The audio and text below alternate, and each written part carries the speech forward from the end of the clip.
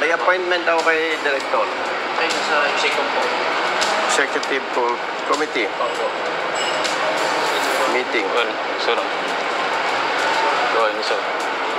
Kapatid, ikaw yung enforcer? Ha? Ilan taon ka na sa LTO? 8 years. Nag-seminar ka ba? Yes, sir. Sinong nag-seminar sa'yo? Dito rin, sir, sa mga DSP. Sinong nagturo? Si Don Beverly. Naalala mo siya? Saan kita lang? Sa PRC po, sir. PRC Makati po. Makati. Ate, Nanguli kami dun, sir. siya ang nag-ticket sa'yo. Po, sir. Anong sinabi sa'yo? Sabi, sir, 2022 pa daw expire yung motor, tapos huwag ko daw siyang lokohin.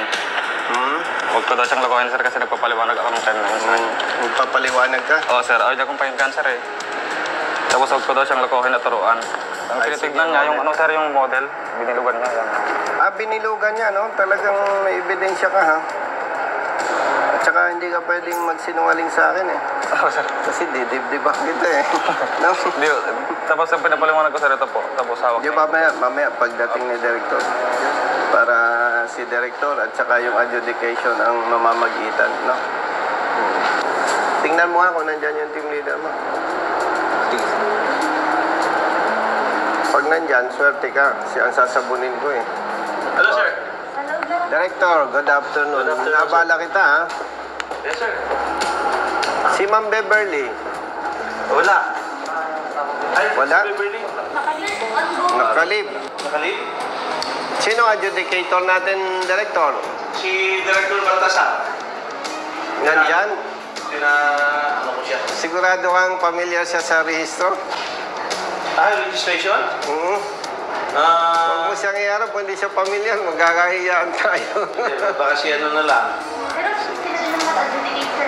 Hindi, kailangan kapatid, yung pamilyar sa registration. Si Kathleen. Sir, si Director Esteban Baltasar. Maraming beses ko lang nakaharap si Director. Siya sa adjudication. Sir, sa enforcement. Sa law enforcement. Ikaw ang team leader, no? Hindi, siya yung division chief sa field enforcement. Mas, kung okay lang sa'yo, Director, mas komportable ako nakatayo. Masyadong Si Villegas. Nandyan, ha? Ni-request ko, Director, yung team leader niya, samahan siya para, kumbaga sa boxing, magtulong na sila. Tinanong ko yung enforcer po natin. Ilang taon na raw siya? 8 years na sa law enforcement. Villegas. Tinanong ko, Director, kung siya ay nag-seminar daw. Sino ang nagturo? Si Ma'am Beverly. Ay kaya ni-request ko sana, kaya lang nakalib. Para hindi masayang ang oras natin, with respect sa iyo, Director, ako na lang magkukwento kasi may ebidensya naman. Si Ryder nahuli ng enforcer natin, Mr. Villegas. At according to him, binilugan ni Mr. Villegas yung year model 2022. Brother, may bilog dito yung year model, eh. Yes. Ikaw nga nagbilog? Yes. Oh. At ang sabi sa kanya, expired na yung iyong rehistro kasi 2022. Ang certificate of registration, March 8, 2023. Ang official receipt niya, March 8, 2023. Okay. And then, may plaka na siya. Ending 2. Okay. Director, papansinin po ninyo ang MBUC na binayaran 900 pesos. Samantalang bawat isang taon 240. 240 times 3, that is 720. Nag-plus ang LTO ng 180 pesos. Kasi from March 2023, ang ginawa niya, pinabayaran na sa kanya hanggang February. No. So, ibig sabihin, Director, 3 years siyang rehistrado. Tapos, magaling yung nagrehistro. In-adjust niya yung March 2023, 24, 25, 26. March. In-adjust ng LTO na dapat kung 2023, 24, 25, 26 March dapat siya mag-rehistro. In-adjust na nung tao ng LTO. Sa halip na March 2026, in-adjust March 2027. Kaya nagpatong siya ng 180 pesos. Director, para walang kalituhan, simplihan na lang po natin. Rehistrado ang motorsiklo ng 3 years. 2023 plus 3, 24, 25, 26. Now, ang nakita ni Enforcer Villegas, 2022 yung model. Kaya dapat daw, expired na siya. Itong ebidensya, Director. Tinikitan siya ni Mr. Villegas. Unregistered. Yan. Oh. Unregistered MB. Perma mo ba ito, kapatid? Yes, sir. Kahit, Director, ang date ng siya ay nahuli is June 13, 2024. Kapatid, alika. Rehistrado siya ng March 2023. Ang official research niya, March 2023. Yes, sir. Ang binayaran niya sa MBUC, 900 pesos. Motorsiklo, 3 years. Yung ibang detalye, kahit hindi natin pag-usapan, malinaw na siya ay rehistrado hanggang 2023, 24, 25, 26. Ngayon, siya ay hinuli ng enforcer ninyo ng June 13, 2024. Bagaman at ito ay for investigation pa rin sa parte ng adjudicator. Ang tanong natin, nagbayad siya ng 10,000 assuming for investigation pa ito, kaya ang term na ginagamit ko, Director, assuming after the investigation na nakita mali ang apprehension ay ang rider nagbayad na ng 10,000, what will be your recommendation, Director?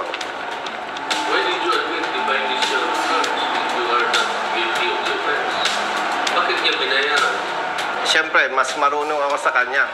No? Una, hindi natin siya pwedeng questionin sa ganung bagay. Why? Dapat ang ating enforcer marunong. Hindi natin pwedeng i-expect na ang motorista ay marunong kaysa enforcer. So, dahil nagtitiwala siya na tama ang huli, nagbayad siya. Okay. Now, in-advise sa nung kasama, nung may-ari ng motorsiklo, mali yan.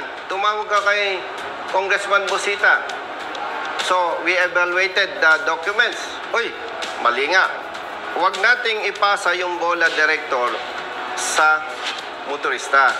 Ang tanong dito, Director, base sa ebidensya, base sa rehistro, mali ang huli ng enforcer ng LTO. Ganun lang yun. Now, in this case of our friend, driver was apprehended by the law enforcer, hindi siya nag-contest. Hindi pwedeng ganon ang atake. Kasi, Director, pag ganon ang atake, walang public service doon. Why? For so many times, naipakita natin, there are personnel of LTO, hindi alam yung tamang pagpapatupad ng batas. Ano pang i-expect natin sa motorista? Gusto ba nating sabihin, ay marami kaming enforcer na hindi marunong. Dapat ang motorista marunong. No. Ang usapin na lang dito, Director, simplihan natin sa ngalan ng public service. Tama o mali ang huli? Ganito, the law enforcer, just like you, when you're still in the highway patrol group, in the performance of your duty, you enjoy the presumption of regularity in the performance of duty. Pero hindi yan, absolute. Yeah, that's correct. Hindi yan absolute. That presumption, Presumption lang. regularity in the performance of duty is a presumption. Presumption. Who will rebut that presumption now? Yes, that's why, kaya nandito kami. Maging patas tayo in the name of service, Director. Kung yung enforcer natin hindi marunong, what can we expect from the motorist? Now, meron tayong advokasya. Dumulog sa opisina. And we evaluated the documents. And we found out na mali nga ang panguhuli. So, wag na natin pahabain, Director. Simplihan na lang natin. Sa ngalan ng public service, mali ang huli. Ngayon, nagbayad siya ng 10,000. There is now a protest after the case was settled and paid and fine paid. So, ngayon, titingnan natin ngayon kung tama ba yung apprehension. Exactly. That is now your point, Congressman, that we will look now into the question whether or not the apprehension is correct. But insofar as the adjudication is concerned, since the apprehended driver did not contest the apprehension, instead, we admitted the offense charge. Huwag tayo doon, Director. Considering na nagbayad, you presume na ina-admit niya. Ang sinasabi ko nga, Director, kung ang enforcers ninyo, even district officers, marami ko nang napatunayan, hindi marunong magpatupad ng batas. What can we expect from the motorist? Now, kalimutan na natin yung issue na yon. What is the remedy? What is the Ngayon, remedy? kaya ni-request ko kay Director, iharap yung competent personnel. Kasi, hindi ko i-advise sa kanya na mag-file ka ng contest, attend ka ng hearing, balik ka, dahil sa current system ng LTO, Director, absent siya sa trabaho, attend siya hearing, absent siya for the resolution, after you find out na mali ang apprehension, cancel ang huli. Ay di, yung absences niya sa trabaho, hindi naman binabayaran. O, bakit ko i-advise na mag-contest pa? Ngayon pa lang, sa ngalan ng public service, we can easily determine na mali ang apprehension. Bakit natin paikot-ikutin pa? Ay may ebidensya na. Gusto ko, i-verify nyo ngayon to. Kung narehistro siya ng 2,000, kasi siyempre, Xerox lang ito, Director. O, verify nyo kung totoo, rehistrado. Assuming, you found out, mali ang apprehension. Anong magiging recommendation nyo for the 10,000 pesos of the motorist? Ako, Sa ngalan ng public service, on my part, kung ako ang tatanungin ng Congressman, since he admitted the offense charge, no, huwag ganun. Director, with all due respect, huwag natin sabing since he admitted. Kasi ang punto dito, public service, huwag na natin pag-usapan kung admitted, whatever. Ang pag-usapan natin, mali ang apprehension. Congressman, pag sa Congress ako, contempt na ako. Kung nandun ako sa committee mo, contempt na ako. Oh. Ay, wala tayo sa Kongreso. Director, ang pag-usapan natin, public service. I know, Congressman. Naintindihan po ba ninyo? Huwag na nating pag-usapan yung ibang anggulo. Ang usapin lang, mali ang huli. Paano ngayon yung 10,000 ni rider na isang buwan niyang ipapaghanap buhay? Ang mali ka talaga. How many cases I have dismissed the Congressman? Excuse me, Director. Ang sinasabi ko nga, sa ebidensya ngayon, kaya na nating sabing mali ang huli. Pero pag ganyan ang stand mo, Director, nire-respeto naman kita. Pero ang nararamdaman ko, kung ganyan ang posisyon ng LTO, walang public service dyan. Kasi dito pa lang sa ebidensya, makikita na natin mali ang huli. Ganito na lang para hindi masayang ang oras natin pare-pareho. On behalf of the motorcycle owner, kung ako lang ang magsasalita, 100% mali na apprehension. Pero wala ako sa posisyon dahil Xerox ang hawak ko. Ang gusto lang naming i-demand ngayon, i-check ninyo, makita natin, mali talaga ang apprehension. Okay, Congressman, kung hindi na ako mag-appear anywhere, in yung committee, ha? Kung hindi na ako mag-appear doon, baka mag-appear. Baka bawian ko doon. Hindi, baka bawian ko siya doon eh. Di ba, I'm listening ko. Hindi, ano lang. I'm also formulating a course of action. Doon sa, kasi, okay, yung sabi mo, you are expecting us to do an investigation. Yes. Do that. And we will also consider, find out, kasi nga, as far as dito, sa ano, Adjudication. hindi na ma-reverse yung pagbayad niya. But there might be some accounting way. Pero it will take time. Oh yes, I agree. It will take time. Maybe 1 year, 2 years. Yes, to Para maklaim yung 10,000. Mine.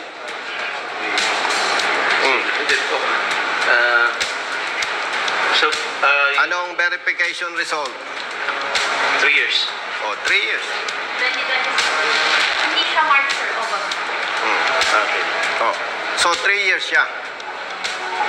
3 years siyang rehistrado, brother, enforcer, 3 years siya. Definitely, as per verification of the concerned staff, na ito ay rehistrado ng 3 years, mali ang apprehension. Alam natin, pag naipasok sa kaba ng bayan, hindi katulad yan sa restaurant. Pag napasobrang bayad mo, withdraw mo na. Tama po ba? Yes, sir. Ngayon, bilang advokasya ito, hindi ko ito i-sacrifice. Babayaran ko ito ng 10,000. Isa lang ang request ko. Imbestigahan nyo, and we expect corresponding administrative sanction against your enforcer. Kasi, kaya ang mga enforcers, even police personnel, police officers, local enforcers, district officers, kaya malalakas ang loob gumawa ng mali eh. Cancel lang naman ang huli. Wala man namang administrative sanction. Brother Jerry, bigay mo yung 10,000 niya. And by the way, director, Yes. number 1, please address immediately cancellation of apprehension kasi may equivalent demerits ito.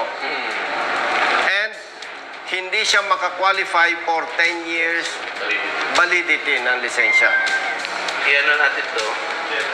Then, yung demerits siya yung isang importante na kailangan. Yung demerits niya sa system. I-ano namin to na pagka tinanggal namin yung demerits, makikita mo sa records mo. Kasi para maano natin, tatawagan ko si Congressman, sabihin ko na, Kong, natanggal na. Deleted na. Deleted na. So, tignan mo yung, alam mo na yung magano doon? Sa account mo. Kasi doon sa Huwag mo nang palakin problema niya. Focus na lang siya sa hanap buhay. After 5 years, magre-renew siya. Hindi siya Wala na. entitled sa 10 years. Babalikan kita. sigurado yun po. Okay. So, deletion and demerit. Okay na yan. Tapos na yan. Conduct investigation and Investigation and administrative enforcement. sanction. Okay.